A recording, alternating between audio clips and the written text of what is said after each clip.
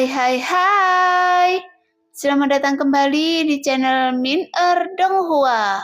Kali ini kita akan melanjutkan cerita Donghua, Battle Troop di Heaven. Gak pakai lama lagi, langsung aja kita ke ceritanya. Check it out. Setelah melihat Cincang pergi, sekarang hanya ada sedikit fluktuasi di mata tenang Jonggu. Namun kata-kata yang dia ucapkan sebelumnya itu sama saja dengan memprovokasi Cincang secara langsung. Tapi Jonggu juga berpikir, tidak peduli apakah dia merebut Longbiu budak dewanya atau tidak. Masalah antara dia dan Cincang sudah tidak dapat diselesaikan sama sekali. Adapun Cincang, dia masih merasa dari lubuk hatinya bahwa Jonggu sama sekali bukan tandingannya. Meskipun tantangan ini sudah gagal, tapi di mata Cincang, Jonggu sendiri masih terlihat sangat lemah. Bahkan jika dia memiliki budak dewa yang sangat kuat, tapi pada dasarnya para budak dewa ini tidak diizinkan untuk mengambil tindakan kepada siapapun di alam dewa iblis. Jadi dengan cara ini, Cincang masih memiliki peluang untuk membunuh Jonggu dan mengambil budak dewanya kembali. Hanya saja premisnya adalah Jonggu harus meninggalkan alam dewa iblis abadi. Jika tidak, Cincang juga tidak akan berani mengambil tindakan di alam dewa iblis abadi secara langsung. Sekarang karena Cincang telah kehilangan budak dewa terkuatnya, setelah meninggalkan aula budak dewa Surah, dia langsung bergegas ke aula semua orang suci. Tanpa menoleh ke belakang sedikit pun, kemudian dia berkata dengan marah, "Jonggu, Anda berani melawan saya, jadi Anda harus mati." Cincang menggertakkan giginya. Kali ini dia tidak hanya dikalahkan, tapi Jonggu menolak untuk memberinya satu langkah pun, yang membuat Cincang kehilangan muka di aula budak dewa. Lagi pula, setelah pertempuran ini, status Cincang di alam dewa iblis abadi pasti akan jatuh.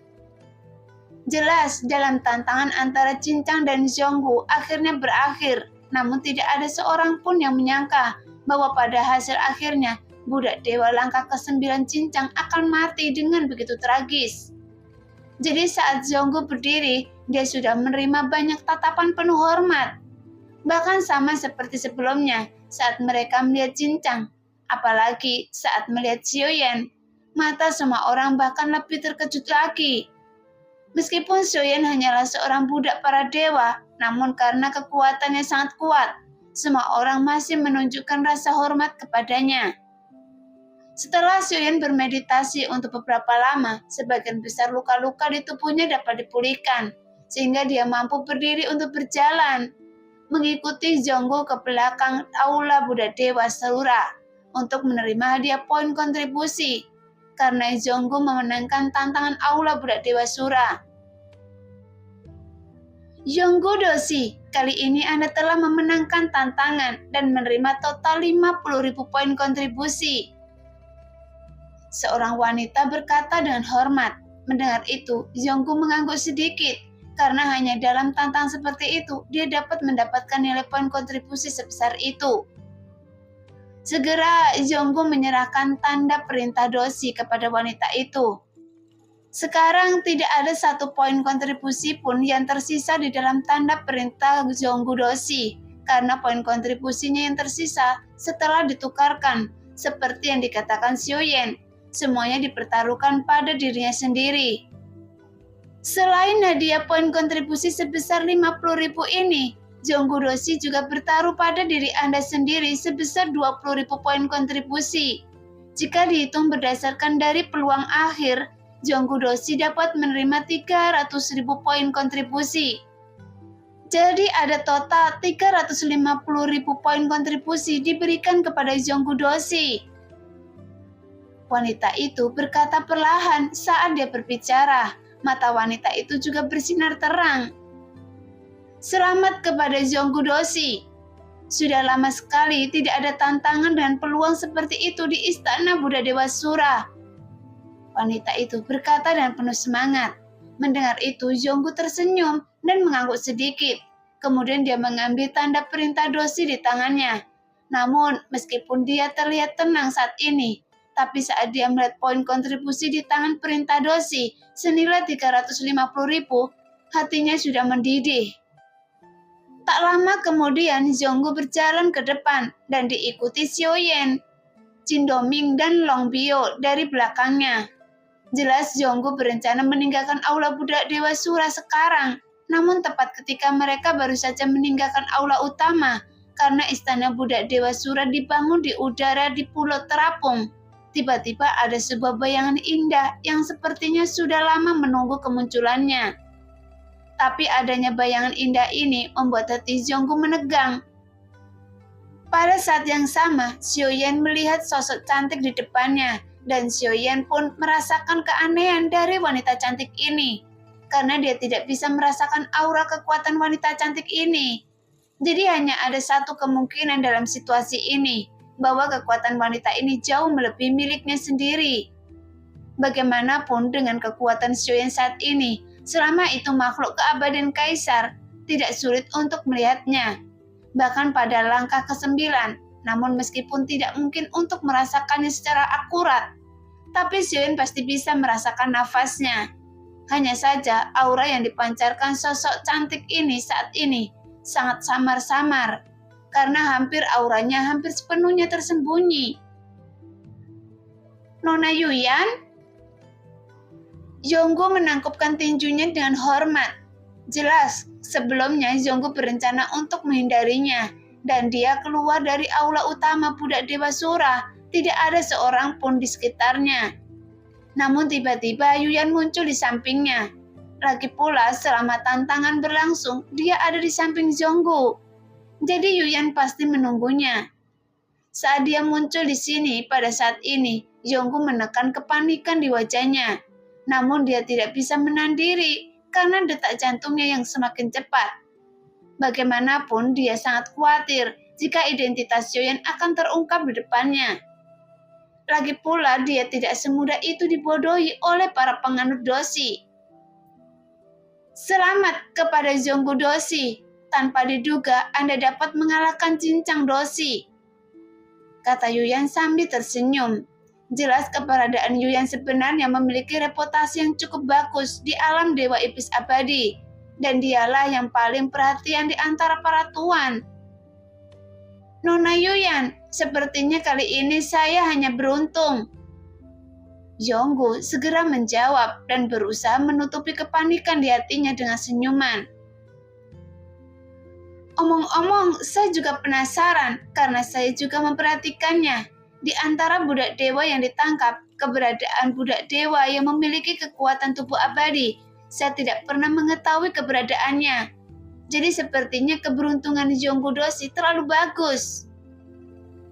Yuyan melanjutkan kata-katanya. Tepat Yuyan mengatakan ini, senyuman di wajah Zhonggu langsung membeku, karena dia merasa bahwa Yuyan sepertinya menyadari sesuatu. Tubuh abadi. Nona Yuyan, saya juga tidak tahu banyak tentang ini. Mungkin budak ini dibudidayakan setelah ditangkap. Zhonggu terus berdalih, tapi bahasanya seperti ini hampir tidak bisa dipercaya.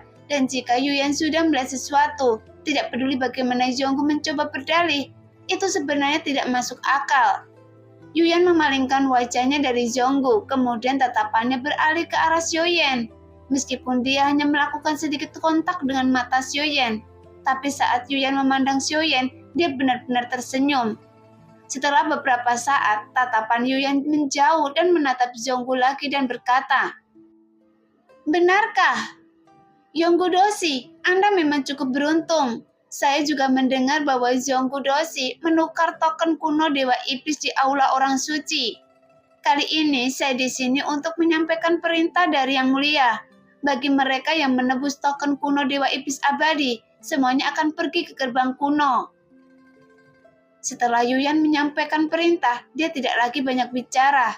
Dia sebenarnya mengubah topik pembicaraan atas inisiatifnya sendiri, dan tidak lagi pertanyaan tentang Xiaoyan. Gerbang kuno? Zhonggu sangat terkejut saat dia mendengar ini. Jelas dia sudah mendengar sesuatu tentang gerbang kuno, hanya saja dia tidak pernah benar-benar berpikir bahwa dia akan terjun ke dalamnya secara langsung.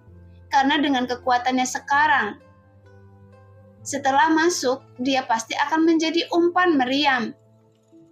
Sejak Zhonggu Doshi menembus token kuno Dewa Iblis Abadi, apakah Anda tidak tahu sesuatu? Yuyan mengangkat alisnya dan berkata dengan lembut. Mendengar itu, Zhonggu berhenti dan segera mengerti.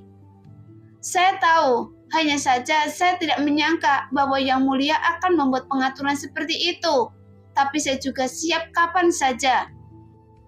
Zhonggu juga sangat waspada, karena secara alami Zhonggu juga memahami petunjuk dalam kata-kata Yuyan. Itu bagus, tapi jangan tinggalkan alam Dewa Iblis Abadi dalam waktu dekat, karena Anda harus siap untuk pergi ke gerbang kuno. Yuyan memandang Zhonggu dan berkata dengan serius. Iya, Nona Yuyan, kata Zhonggu dengan hormat, kemudian dia mengepakkan tangannya.